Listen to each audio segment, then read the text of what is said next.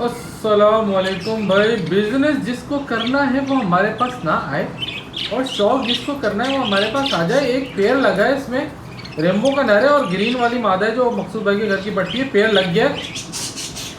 जो लोग सस्ते में रेम्बो का पेड़ चाहते हैं वो लोग मुझसे रब्ता कर लें। ये पेड़ मैं बहुत सस्ते में दे दूंगा और इंशाल्लाह आपको रेम्बो बच्चे आएंगे इसको इस वाले पेड़ से, क्योंकि स्काई ब्लू का नर है और वॉयलेट ग्रीन की मादी है।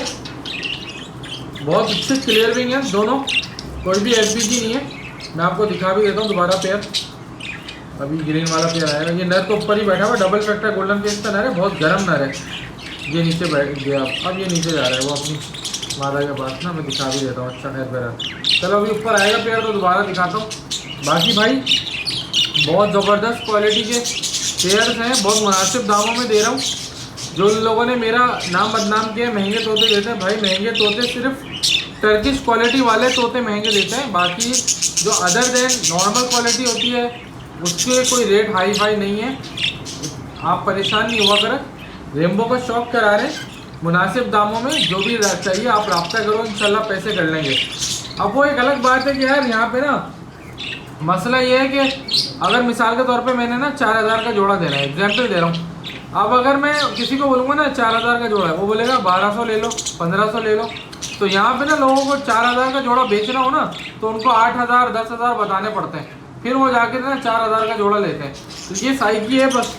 तो कस्टमर डीलिंग भी आप लोगों को मैंने बातों बातों में सिखा दी कि पाकिस्तानी कस्टमर को डील करने का तरीका ये होता है भाई कि आप उसको ज़्यादा रेट बताओ। तो जब आप ज़्यादा रेट बताओगे तो वो कम खुद ही कराएगा, क्योंकि अगर आपने उसको फिक्स रेट बोला ना मेरा फिक्स रेट है, वो आपसे लेगा ही नहीं कभी भी। मैं लिख के देने को तैयार हूँ ये बात, वो आपसे लेगा ही नहीं भाई। वो कम कराए मगर उसकी रूह को तस्कीन ही नहीं मिलेगी।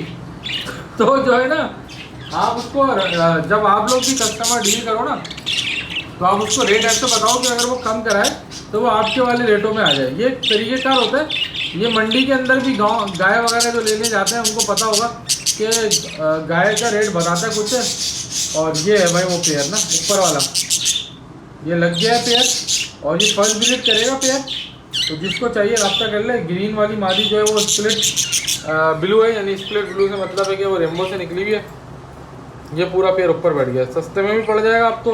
पेयर बहुत अच्छा बना है और रिजल्ट की गारंटी है, रिजल्ट बहुत अच्छा आएगा। रेम्बो बच्चे आएंगे सारे के सारे, बहुत अच्छा रिजल्ट आएगा इंशाल्लाह। आप दुआएं दोगे ऐसा रिजल्ट आएगा, क्योंकि एग्जैक्ट तो नहीं बता सकता लेकिन इसके अंदर जामनी भी आएंगे और आपके पास कोबोल्ड भी आएंगे इंशाल्लाह। बहुत अच्छा रिजल्ट आएगा, क्योंकि मुझे पता है वो पट्टा कहाँ से निकला, किसके घर का, और ये पट्टी किसके घर की है।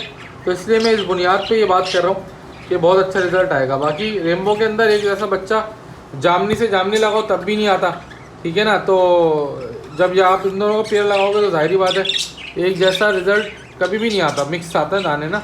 इवन के मेरे पास जब कॉलोनी में लगे हुए थे आप लोगों ने देखा होगा कि हमेशा जो है वो रिजल्ट मिक्स ही आता था।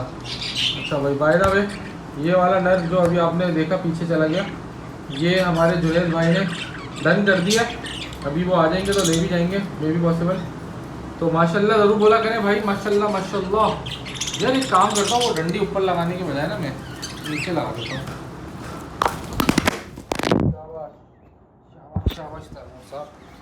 सॉरी यार, वो स्टिक को चेंज कर रहा था तो वो चक्कर में मोबाइल गिर गया ना, तो थोड़ा बैलेंस आउट हो गया। एनीवे गाइस, इस तरह के कामों में इस तरह तो होता है, उस तरह तो होता है, ठीक है। तो ये तो कहानी बता दी मैंने आपको। क्या हो गया आज तो भाई कैमरा ही सेट होके दे रहा।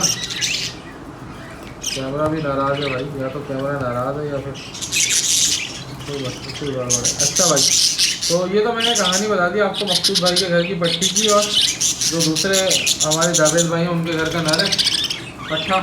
वो जावेद भाई के घर से जब मैं पट्ठा लाया था तो मैंने इकबाल भाई की कॉलोनी में, आपको याद होगा, बहुत सारे तोते छोड़े थे।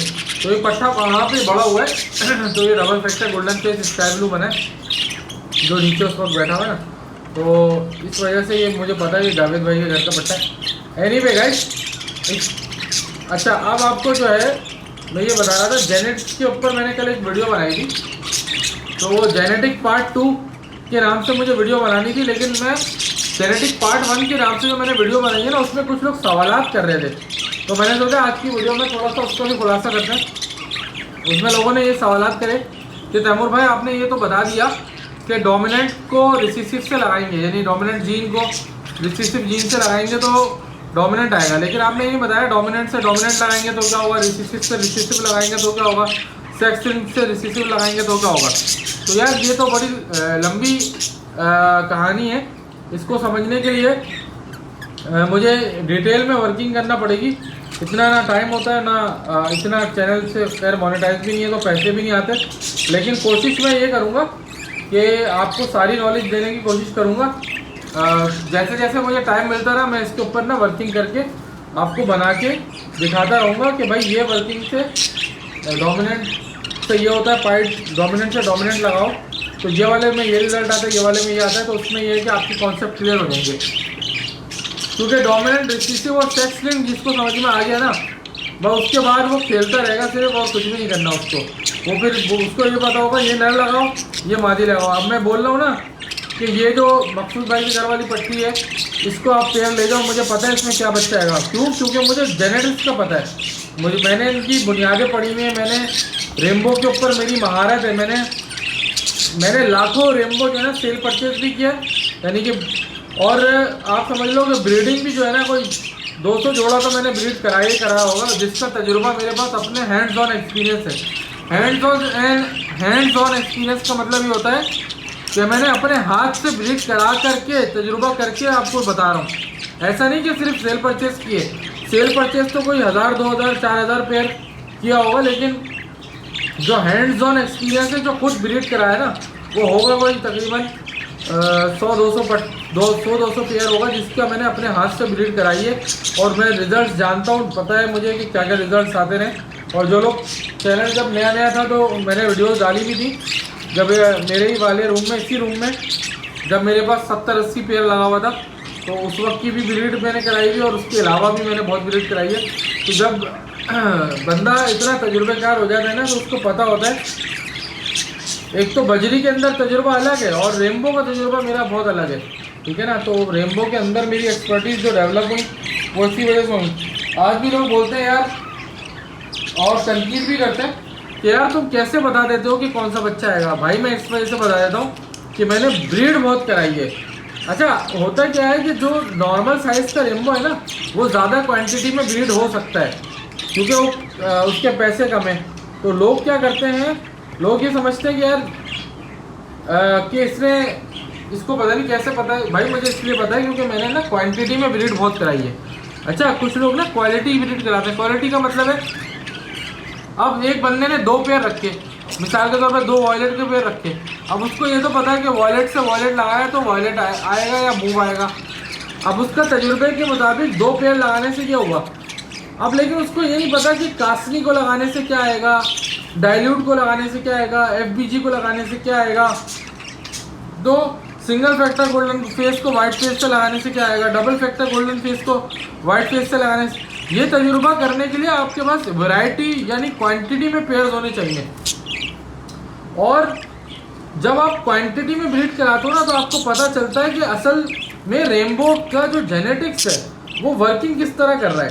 अदरवाइज जो लोग 1-2 पेयर ब्रीड कराने के बाद समझते हैं ना अपने आपको कि यार हमें भी तजुर्बा है, ये बेवकूफ़ बना रहा है। भाई मैं आपको चैलेंज करने को तैयार हूँ कि मैं जो पेयर लगाता हूँ ना, उसमें मैं आपको 100% नहीं तो 60-70% जो रिजल्ट बताऊंगा वही रिजल्ट आएगा इंशाल्लाह। तो इतना तजुर्बा वक्त के साथ साथ ब्रीड कराने से आता है। अब आपने 2 पेयर रेमबो के रखे हुए, 4 रखे हुए, 10 रखे हुए, उसमें भी वेरिएशन नहीं होगी। हमारे पास वेरिएशन बहुत है, हमारे पास मार्केट से भी बढ़ आ रहा है, हमारे पास कस्टमर से भी बढ़ आ रहा है, हमारे पास अपने खुद के सेटअपों से भी बढ़ आ रहा है। और फिर हमारा तजुर्बा इसलिए भी बढ़ जाता है ना कि यार मैं रेमबो की फील्ड का स्पेसिफिक चैम्पियन हूँ। अब रेमबो के पेयर फैसल भाई के पास 50 लगे हुए हैं, इकबाल भाई के पास 10-15 लगे हुए हैं, इस तरह मकसूद भाई के पास 25 पेयर लगा हुआ है। अब ये सारे पेयर जो लगे हुए हैं, जब इनकी ब्रीड आती है ना, तो मेरा तजुर्बा बढ़ जाता है। तजुर्बा इस तरह बढ़ता है कि मुझे पता है ये नर लगाया था, ये मादी लगा, ये बच्चा आया, ये नर लगाया था, ये मादी लगा, ये बच्चा आया। तो उससे मतलब नॉलेज में बहुत ज़्यादा इजाफा हो जाता है। अब आप लोगों को नहीं पता चलता कि ये सामने जो नर बैठा है ये किस कलर का है, हमें पता चल जाता है, ठीक है ना, क्योंकि हमें पता है कि ये सिंगल फैक्टर गोल्डन फेस है, इसका असली कलर क्या है, अगर ये वाइट फेस में होता तो ये किस कलर का होता। तो बहुत सारी ऐसी चीज़ें हैं जो तजुर्बे से करने से आती हैं। देखो, एक होती है किताबी नॉलेज और एक होती है काम करने से नॉलेज आना। हमारे पास अल्हम्दुलिल्लाह दोनों चीज़ें हैं।